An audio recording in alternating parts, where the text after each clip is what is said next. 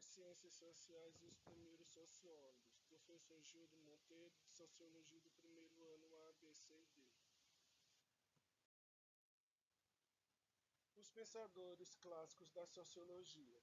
Os pensadores clássicos da sociologia são os filósofos e economistas, como o alemão Karl Marx, o sociólogo francês Émile Durkheim e o sociólogo teórico político alemão Max Weber.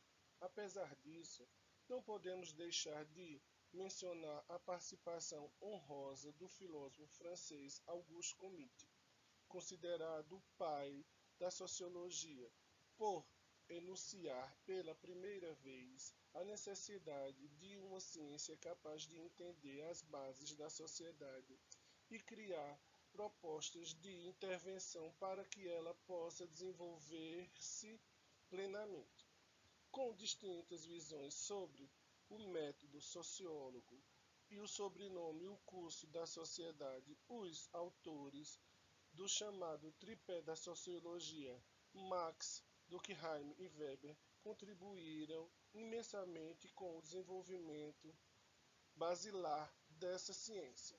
Durkheim, Marx e Weber são considerados os teóricos basilares da sociologia. Nascimento da sociologia no contexto histórico. Desde o século XIV, a Europa presenciava uma ascensão cada vez maior de uma nova classe social, a burguesia. A reforma protestante, ocorrida no século XV, e uma nova visão do mundo, menos dominada pela lógica católica medieval, permitiram o crescimento ainda maior dessa nova classe social. Os séculos XVI e XVII presenciaram diversas mudanças sociais, como as revoluções científicas e a Revolução Inglesa. No século XVIII, a independência das 13 colônias, que resultou na fixação do antigo regime do território inglês com os Estados Unidos da América, um país republicano democrático, e a Revolução Francesa deram os indícios práticos da falência do antigo regime, o absolutismo. O iluminismo francês, movimento filosófico e político representado por Montesquieu e Voltaire, por exemplo, também deu sinais de que o povo europeu não aceitava mais o absolutismo como um regime político legítimo. Na passagem do século XVIII para o século XIX, a Europa viu-se diante de uma crise política e social. A França estava sob instabilidade e o caos político deixados pela Revolução, além do que a Revolução Industrial causou uma intensa mudança na configuração espacial da Europa, em especial da Inglaterra, que saiu à frente na industrialização. Houve um intenso e repentino êxodo rural em cidades agora industrializadas, e o que causou ao caos social, por contar de onda de miséria ou alastramentos de doenças e do consequente violência crescente nos centros urbanos. Surgimento da sociologia. Diante dessa situação, o filósofo francês Auguste Comte colocou-se a falar sobre a necessidade de mudar-se radicalmente os rumos que a sociedade estava tomando. Para o filósofo, era necessário restabelecer a ordem para que a França retomasse seu crescimento. Essa ordem somente poderia ser atingida por uma rígida organização da sociedade, tão rígida quanto requererem os padrões militares, e pela valorização do cientificismo. A ciência, para Comte, é a principal chave do crescimento intelectual e moral da sociedade. Para intervir de forma eficaz nesta, seria necessário entender como ela se estruturar, o que seria possível por meio de uma ciência que se colocasse a analisá-la. Primeiramente, a ordem dessa ciência, na teoria de Comite, seria física e social. Era necessário que ela tomasse um rigor metodológico para si, assim como as ciências da natureza. Mais tarde, Comite nomeou a sua ciência de sociologia. Todo esse conjunto teórico e filosófico tornou-se uma espécie de movimento político e social que ficou conhecido como positivismo.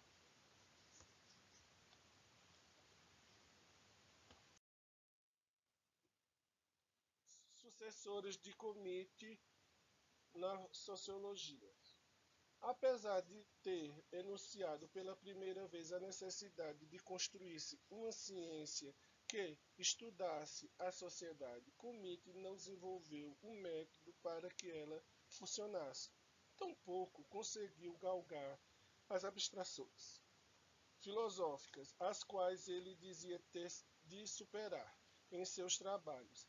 Quem identificou isso foi o sociólogo francês Émile Durkheim, considerado o primeiro especialista dessa área por ser o primeiro a desenvolver o método e ir a campo para compreender as estruturas sociais. Durkheim também introduziu a sociologia nos currículos acadêmicos dos cursos superiores.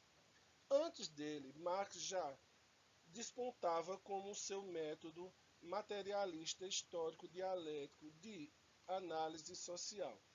Apesar da validade do método para a compreensão das estruturas sociais e econômicas como um todo, ele não desenvolveu um trabalho de campo que permitisse aprofundar a compreensão de todos os aspectos da sociedade de maneira rigorosa, complexa e fez com que Durkheim tornasse o posto do primeiro sociólogo.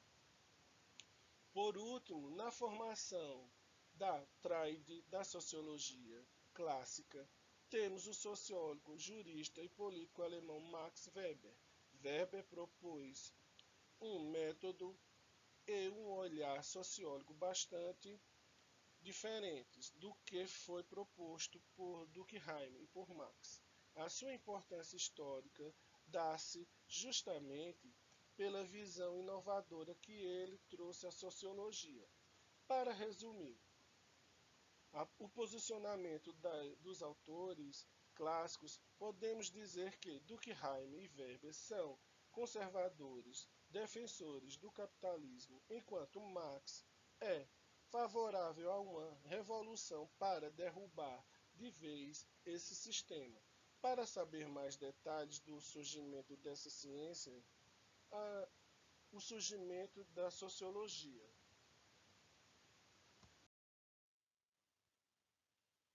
Como os autores clássicos da sociologia definem as divisões sociais? Cada autor clássico da sociologia entende a sociedade com base em uma visão diferente e peculiar. Auguste Comte via como uma complexidade que deveria ser abordada pelo positivismo, tendo em mente sempre o progresso e o cientificismo. As classes sociais resultantes do capitalismo seriam menos desiguais, com o processo e o progresso e a ordenação geral da sociedade. Para Karl Marx, a sociedade tinha herdado o capitalismo e a divisão em classes sociais, o que resultou numa profunda desigualdade social. Para ele, existem duas classes sociais, a burguesia e o proletariado. A burguesia seria a classe detentora dos meios de produção, fábricas, enquanto o proletariado seria detentor apenas de uma força de trabalho, usurpada pela burguesia via trabalho assalariado. Para Émile Durkheim, a sociedade é um do todo, organizado com base em suas funções. O método proposto por ele, o funcionalismo, visa entender as funções de cada indivíduo na sociedade, a fim de compreendê-la como um todo. Max Weber, por sua vez, visou compreender a sociedade como um todo, complexo de várias ações sociais diferentes.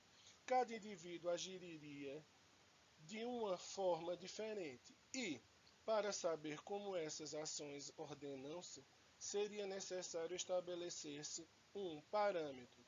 Os parâmetros seriam os tipos ideais. Principais sociólogos clássicos em suas teorias: Max Weber, Karl Marx e Emile Durkheim. Karl Marx. O materialismo histórico dialético de Marx compreende que a história da humanidade é baseada numa relação dialética entre classes sociais. No caso do capitalismo, a divisão dá-se entre burguesia e proletariado. A produção material, resultado do trabalho, e o principal elemento constitutivo da sociedade. Para Marx, a relação entre as duas classes é injusta e é necessário, em sua visão, que haja uma revolução da classe proletária para dominar os meios de produção por meio do estabelecimento de uma ditadura do proletariado. Essa ditadura de cunho socialista tenderia a eliminar de vez a diferenciação de classes sociais, resultando no comunismo. Já para Emile Durkheim, a sociedade é um todo complexo, ordenado por fatos e regido por funções que são as e os montes para entendê-la. Segundo Durkheim, além da compreensão das funções, deveria haver, por parte do sociólogo, uma compreensão dos fatos que regem as diferenças das sociedades, pois eles são fixos. Nas suas palavras, tais fatos são externos ao indivíduo, coercitivos e generalizantes, o que faz com que sejam a única opção do entendimento concreto e científico da sociedade. Para Max Weber, o sociólogo alemão Max Weber discordou da maneira veementemente da teoria do sociólogo de Durkheim. Para ele, não existem fatos sociais, mas ações sociais que são individuais. O papel do sociólogo é compreender o funcionamento da sociedade pelo entendimento das ações sociais individuais via método compreensível. Para que não houvesse uma falta de rigor científico na análise, seria necessário compreender uma espécie de padrão esperando e esperado de comportamento social. A esses padrões, Weber chamou de tipos ideais, que são o padrão de entendimento social. Aprofunde um pouco mais no conhecimento desse autor que deu todos esses conceitos.